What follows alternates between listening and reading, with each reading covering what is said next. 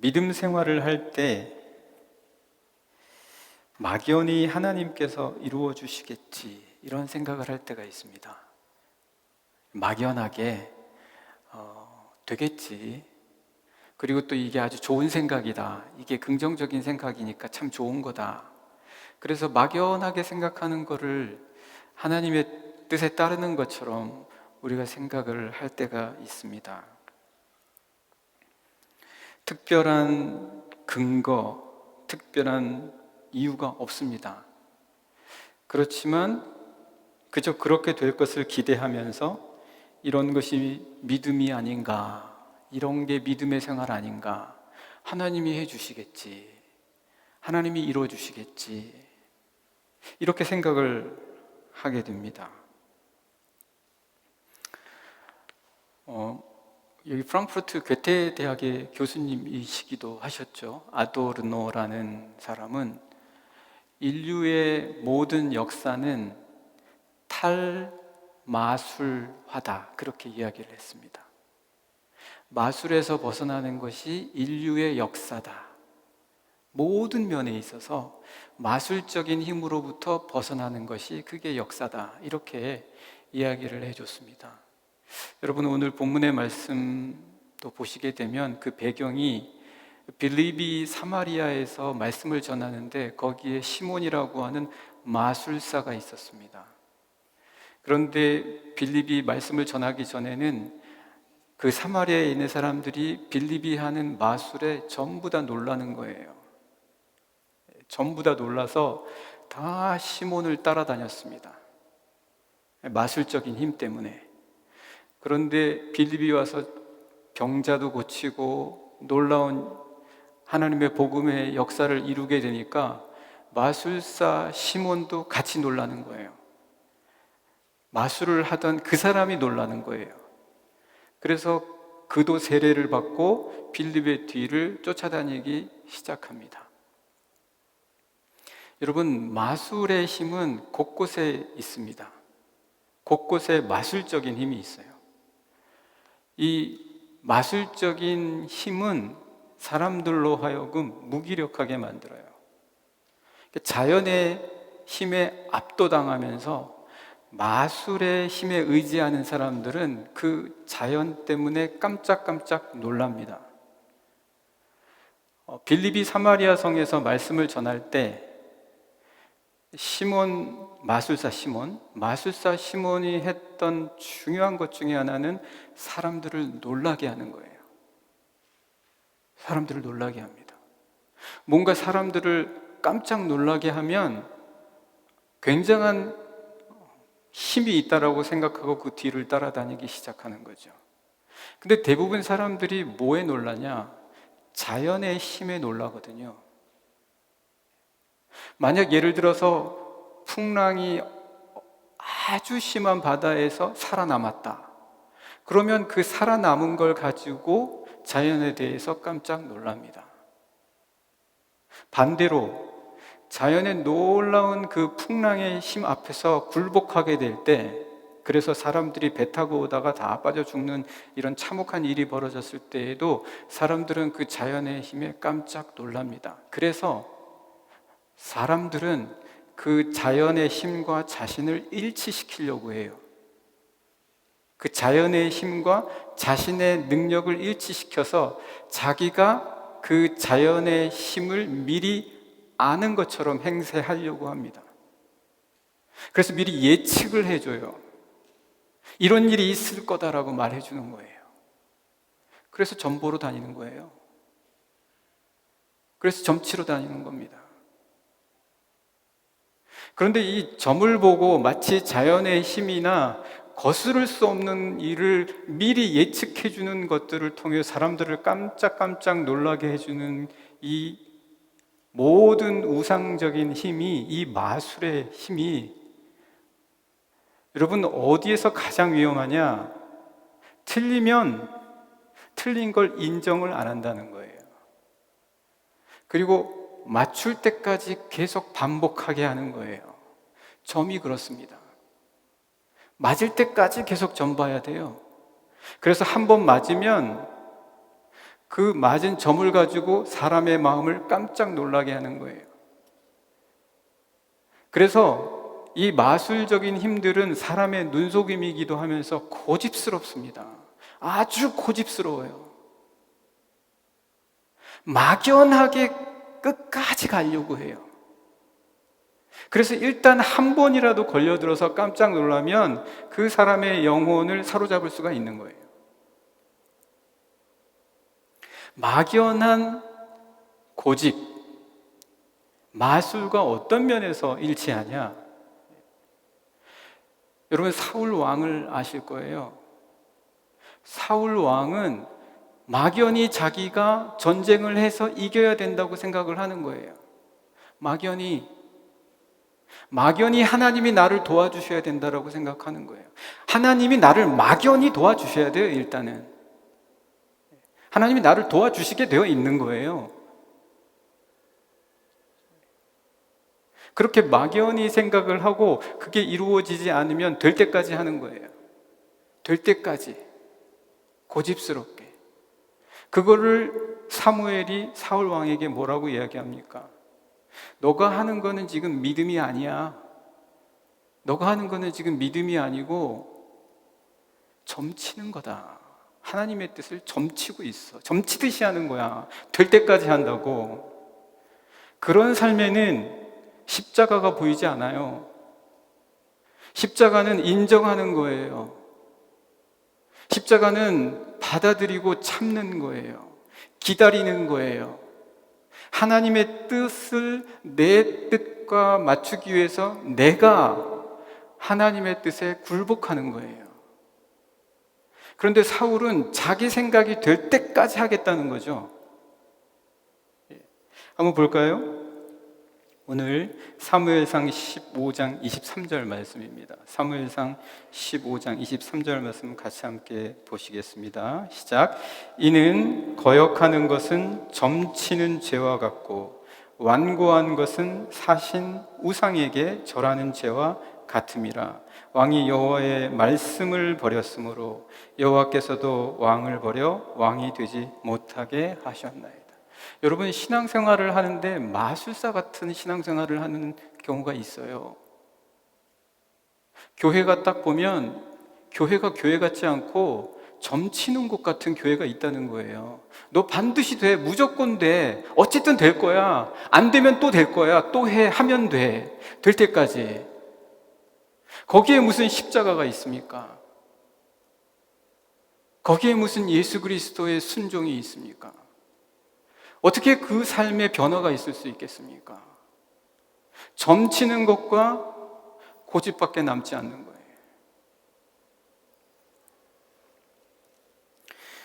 여러분, 오늘 왜 사마리아에 있는 사람들이 하나님의 말씀을 받았다고 하니까 베드로와 요한을 예루살렘에서부터 사마리아에까지 보내는 이유가 뭡니까? 사마리아에까지 보내는 이유, 오늘 같이 한번 말씀 보시겠습니다. 오늘 본문의 말씀 14절에서 16절까지 같이 보시겠습니다. 14절입니다. 시작. 예루살렘에 있는 사도들이 사마리아도 하나님의 말씀을 받았다 함을 듣고 베드로와 요한을 보냈다. 이게 얼마나 좋은 일입니까? 하나님의 말씀을 사마리아도 받았다는 거예요. 예루살렘에서부터 시작된 성령의 역사와 함께 사마리아에 있는 사람들도 말씀을 받았다는 거예요. 그래서 베드로와 요한을 보냈습니다. 그런데 베드로와 요한이 그곳에 가보니까 그 다음에 일이 벌어지는 거예요. 15절 말씀 같이 읽겠습니다. 시작. 그들이 내려가서 그들을 위하여 성령 받기를 기도했다. 아니, 세례 받으면 다 성령 받는 거 아니에요? 세례 받으면 다 이미 성령이 임한 거 아니에요? 성령이 다 역사하는 거 아니에요? 다 그렇게 되는 거 아니에요? 저절로 돼야죠. 그렇게 돼야 되는 겁니다. 안 되면 될 때까지.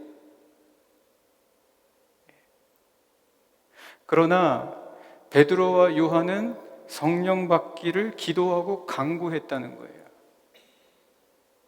성령 받기를 기도하고 간구하는 삶의 모습이 보이지 않으면 이 세례의 역사 속에서도 마치 점을 치는 것처럼 할 수도 있다는 얘기예요.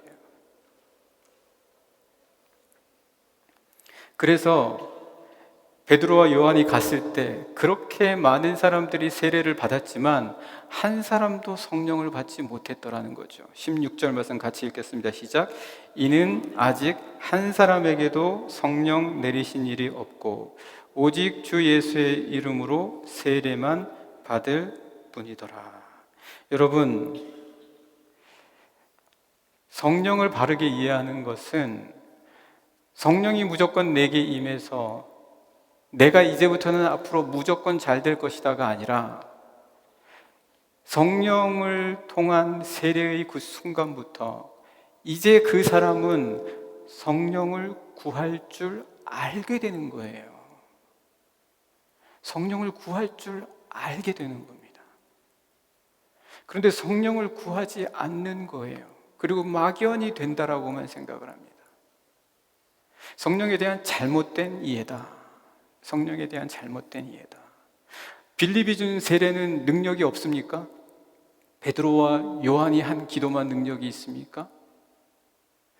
세례에는 누가 주든 하나님의 능력이 있을 것 아닙니까? 그 세례가 온전한 세례라면. 그러나 그 세례는 우리로 하여금 성령을 구할 줄 알게 하는 것이다. 단지 무작정 따라다닌다고 해서 무작정 되겠지 하는 것은 신앙생활의 첫 출발부터 첨치는 게 되는 거예요. 신앙생활을 해도 어려움이 닥칩니다. 신앙생활을 해도 시험이 닥칩니다. 신앙생활을 해도 내 뜻대로 안 될 수가 있습니다. 신앙생활을 하는데 내 생각과 내 계획과는 정반대가 될 수 있어요. 그때마다 점칠 겁니까? 자기 세뇌할 겁니까? 무조건 잘 될 거야. 어쨌든 끝은 잘 될 거야. 이렇게 생각을 할 겁니까? 십자가가 보여야죠. 십자가가 나타나야죠. 십자가가 있어야죠. 성령에 대한 바른 이해. 오늘 성령은 우리에게 점치는 사람 같은 그런 사람이 되게 하는 것이 아니라 우리로 하여금 십자가의 삶, 성령을 강구하는 삶을 사는 자들이 되라. 그렇게 말씀해 주고 있습니다.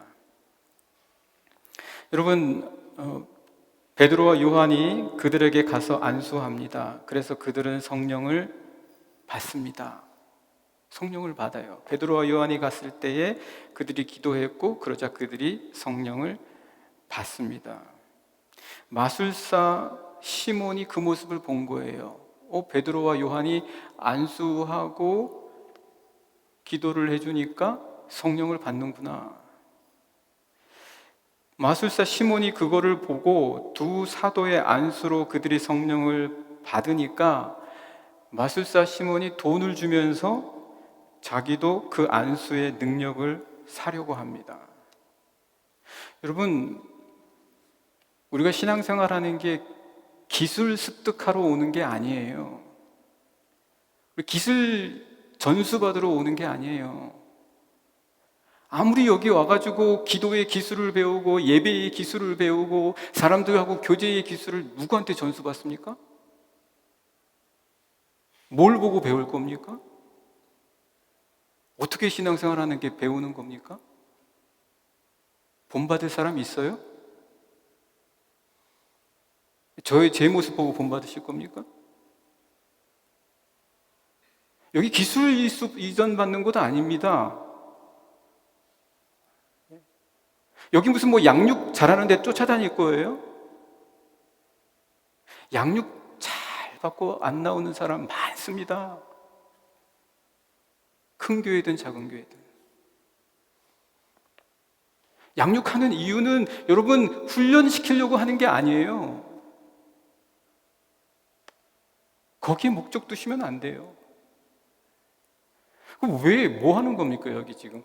만약에 훈련이 목적이라면 마술사 시몬이 맞는 거예요. 돈 주고서라도 받아야 돼요. 그런데 지금 우리가 그거를 목적으로 지금 훈련하고 양육하고 그러는 거 아니란 말이에요. 만약에 우리가 이걸 지금 잘 훈련만 받으면 이것만 끝마치면 어떻게 되고 이런 식으로 생각하면 우리 지금 마술사예요. 여기가 학교 아니잖아요. 여기 학교 아닙니다. 교회예요, 교회. 여기 직업학교 아니에요.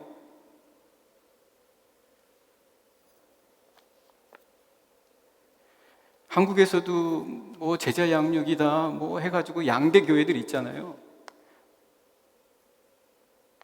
문제가 제일 커요. 문제가 제일 커요. 이 훈장처럼 되잖아요. 훈장 받고 나면은 내가 무슨 과정 다 이수했다, 그게 무슨 소용이 있습니까?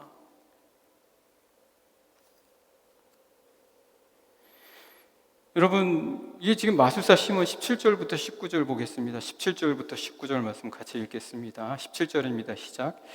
이에 두 사도가 그들에게 안수함에 성령을 받는지라. 지금 마술사가, 이 마술사는 뭡니까 여러분? 눈 속이는 자잖아요. 눈 속이는 자. 손짓 발짓 어떻게 속일까? 기술을 전수받으려고 하는 거예요. 그래서 안수를 하니까 저게 비밀의 능력이구나, 저 손으로 뭐 다 하는구나. 마술사 당연히 그렇게 하는 거예요. 안수함에 성령을 받는지라. 18절 말씀 같이 읽으시겠습니다. 시작. 시몬이 사도들의 안수로 성령 받는 것을 보고 돈을 주려고 하는, 야, 이 안수가 정말 대단한 거구나. 맨날 그래가지고 뭐 안수받게 하고.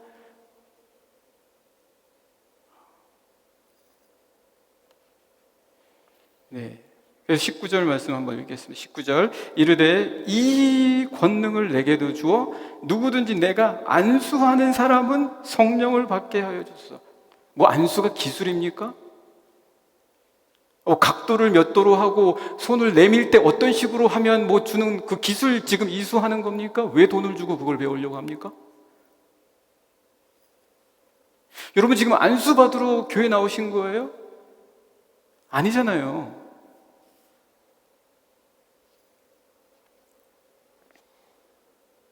그래서 20절 말씀 계속 읽겠습니다. 베드로가 이르되 내가 하나님의 선물. 이거는요, 제자들이 안수를 했지만 제자들이 준 게 아니에요. 그 손하고는 아무 관계가 없어요. 때로는 예수님이 침을 뱉기도 했어요. 그러면 누군가 침 뱉어서 고치면 계속 침 받으려고 다니실 겁니까? 나도 좀 침을 받게 해주십시오, 그럴 겁니까?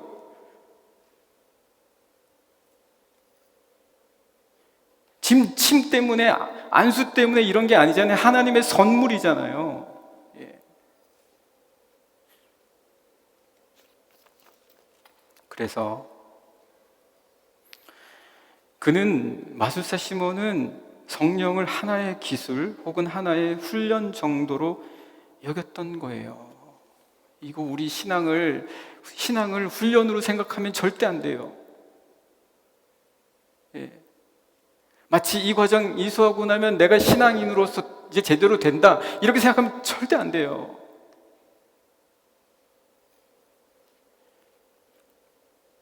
신학생이 문제가 제일 많아요. 목사들하고 신학교 다니면서 제 동기들도 신학교 다니다가 시험 들어서 그만둔 사람 많아요.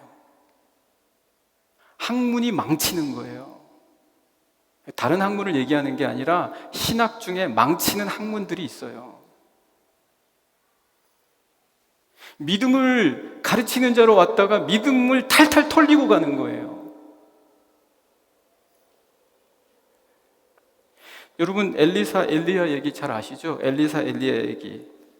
엘리사는 선지자 훈련을 받고 있었어요. 선지자 훈련, 선지자 학교, 엘리야가 세운 선지자 학교에 다니고 있었던 사람이 엘리사였었어요. 그런데 마지막에 엘리야에게 구하는 거예요. 엘리야에게, 제가 선생님 세상 떠나가시기 전에 성령의 갑절을 얻게 해주십시오. 이게 무슨 코스입니까? 이 과정 끝나면은 뭐 성령의 갑절이 얻게 된답니까? 저희 뭐 1대1반, 사역자반, 뭐 인도자반 이런 거 하고 나면 성령의 갑절로 임해집니까? 아니에요. 구하는 걸 배우는 거예요. 구하는 거. 안 구하면 아무 소용 없어요. 코스를 엄청나게 많이 밟아도 성령 구할 줄 모르면 아무 소용이 없어요. 그래서 지금 엘리사가 엘리야에게 그 말을 말하니까 뭐라고 얘기합니까? 오늘 말씀 9절 말씀 같이 한번 읽겠습니다. 제대로 대답해 주는 거예요. 제대로. 엘리야니까 이렇게 제대로 대답해 주는 거예요. 우리 같으면 시험 받죠. 그래, 나만 따라와서 내가 하는 코스 다 밟아, 그러면 될 거야, 이렇게 얘기해 주겠죠. 우리는 너무 약하잖아요. 자기를 드러내려고 하잖아요. 그러니까 그런 식으로 대답해 주겠죠. 내가 어떻게 하는지만 잘만 봐, 이렇게 얘기하겠죠. 역시 엘리야는 다르다는 거예요. 엘리야가 뭐라고 대답합니까? 엘리야의 말을 같이 읽어보겠습니다. 9절 10절입니다. 시작. 건너매 엘리야가 엘리사에게 이르되 나를 내게서 데려감을 당하기 전에 내가 내게 어떻게 할 줄을 구하라. 엘리사가 이르되 당신의 성령이 하시는 역사가 갑절이나 내게 있게 하소서 하는지라. 이르되 내가 어려운 일을 구한다. 야, 이게 무슨 훈련받아서 되는 일이 아니야. 나랑 같이 있다고 되는 게 아니야. 이거는 내가 하는 게 아니야. 성령이 하시는 거야. 그러니까 너는 성령을 구해. 성령을 구해. 그 말을 해주는 겁니다. 그러면서 성령이 하시는 일이 무엇인지를 가르쳐 주는 거예요. 그 다음 말씀 읽겠습니다. 시작. 그러나 나를 내게서 데려가시는 것을 내가 보면 그 일이 내게 이루어지려니와 그렇지 아니하면 이루어지지 아니하리라. 여러분, 신앙생활 성령 아무리 훈련받아도 성령과 동떨어져 생활하는 사람이 많습니다. 그럼 도대체 뭐냐?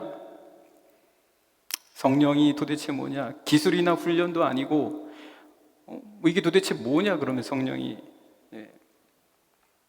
여러분, 이 소리를 약간만 조금만 줄여주시겠어요? 네. 뒤에도 잘 들리시나요? 네. 그러면은 성령이 도대체 바른 이해가 뭐냐? 여러분, 예수님께서는 성령을 진리의 영이라고 하셨어요. 진리의 영이요. 그런데 그렇게 말씀하시면서 요한복음 14장 7절에 17절에 그렇게 말씀하셨어요. 그러면서 세상은 성령을 알지 못한다. 그러나 너희는 성령을 안다. 알아야 되는 거예요. 훈련이 아니라고요, 여러분. 훈련은 그냥 하나의 메소드로 가져온 거예요. 알아야 되는 거예요. 알아야 돼요. 여러분, 영생은 하나님과 예수 그리스도를 어떻게 하는 거죠? 영생은 하나님과 예수 그리스도를 아는 거예요.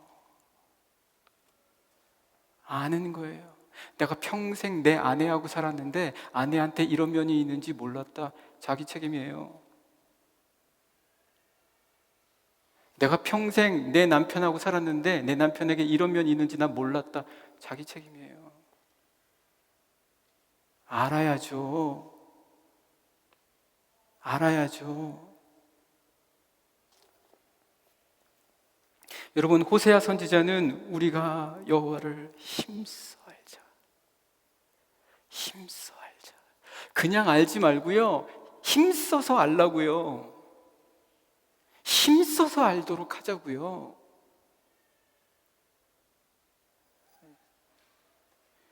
여러분, 지금 이 본문의 말씀이 언제적 얘기인지 아세요? 교회가 처음 시작할 때예요. 그런데 교회가 처음 초대교회가 시작하려고 하는데 잘못된 영에 대한 지식들이 막 들어오는 거예요. 성령을 마치 마술처럼 점치는 것처럼 알게 하는 거예요. 그래서 교회의 처음 역사 사도행전 8장부터 무슨 이야기가 기록되어져 있냐? 교회의 시작은 영적인 싸움이다. 바른 성령에 대한 이해의 싸움이다. 너무 물질적으로 흐르다 보니까 영혼에 대한 중요성이 점점 사라져가고 있어요. 영혼을 어떻게 케어해야 될지도 모르고 영혼을 어떻게 가르쳐야 될지도 모르고 영혼을 어떻게 보호해줘야 될지도 몰라요. 여러분이 적어도 여러분의 자녀에 대해서만큼은 그 자녀의 영혼을 케어해 줄 수 있어야 될 거 아닙니까? 교회의 시작은 처음부터 영적 싸움을 싸우는 것이다. 예수님께서는 첫 공생애를 시작하실 때 주의 영이 내게 임하셨으니 내게 기름을 부으사 내가 이 사역을 시작한다. 예수님의 사역은 구약의 율법의 사역이 아니라 신약의 영의 사역의 시작이었습니다. 여러분, 영의 사역이 뭡니까? 성령을 알아야죠. 그냥 막연히 되겠지. 될 거야. 안 되면 언제까지 될 거야. 거기에 무슨 십자가가 보입니까? 거기에 무슨 인내가 보입니까? 거기에 무슨 예수 그리스도의 성품이 보입니까? 예수님께서는 가시는 곳마다 사역을 하실 때 귀신이 먼저 다가와서 내가 당신이 누구인지 압니다. 귀신도 그렇게 얘기를 했는데,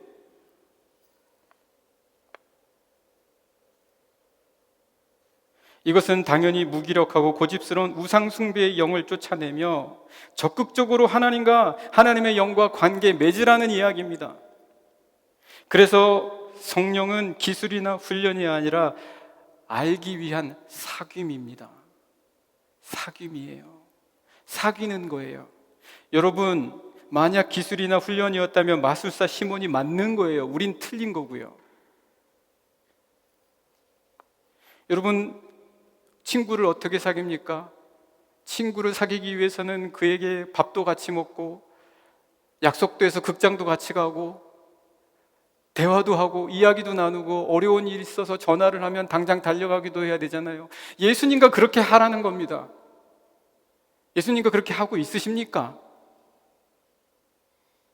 예수님의 교회와 그렇게 하고 계십니까? 아니면 그게 시간 낭비입니까? 아깝습니까? 여러분, 친구는 서로를 위해서 목숨을 바치는 정도가 됩니다. 우정이 생기면. 친구가 어려운 일 생기면 밤중에라도 나가요. 우정이 생기면. 여러분, 예수님하고 우정이 생겼습니까? 아니면 그저 먼 친구입니까?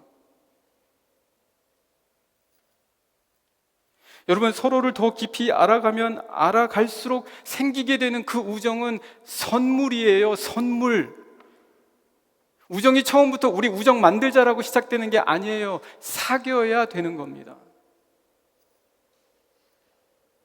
그래서 요한복음 15장 13절 14절 말씀 보면은 예수님께서는 너희는 이제 내 친구다 그렇게 말씀하십니다. 너희는 이제 내 친구다. 요한복음 15장 13절 14절 같이 한번 읽어보실까요? 같이 읽겠습니다. 시작.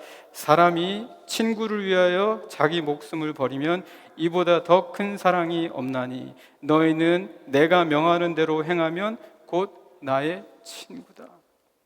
여러분, 친구 몇 명 있습니까? 친구 몇 명 있으세요? 예수님이 여러분 친구 맞습니까? 친구라고 하실 수 있습니까? 당연히 친구죠. 당연히 친구예요. 여러분을 위해서 예수님이 죽으셨잖아요. 예수님이 죽으셨기 때문에 여러분이 십자가도 알고 여러분이 부활도 아시는 거예요. 예수님이 죽으셨기 때문에 하나님이 무엇을 하시는지도 알게 되신 거예요. 예수님이 안 죽으셨으면 아무것도 몰라요. 우리는 십자가도 모르고 구원도 모르고 왜 죽어야 되는지 아무런 이해가 없어요. 예수님은 우리의 친구십니다. 믿으십니까? 사랑하는 영락의 성도 여러분, 성령은 사귀는 겁니다. 성령은 사귀는 거예요. 우리 영락의 모든 성도님들, 성령에 대해서 오늘 마술사처럼 사귀지 않게. 우리 교회가 점치는 데 아니잖아요. 우리 교회가 마술사처럼 보이면 안 되잖아요. 우리 교회는 성령에 대한 바른 이해를 가진 것이다. 믿으십니까? 성령과의 사귐이 풍성하게 일어나면 일어날수록 예수님의 삶과 예수님의 성품과 인격이 나타날 수밖에 없습니다. 그렇게 성령에 대한 이해를 쌓아가시는 사랑하는 우리 영락의 모든 성도님들, 그러면 여러분의 영은 건강해지는 거예요. 그러한 모든 성도님들 되시기를 간절히 축복합니다.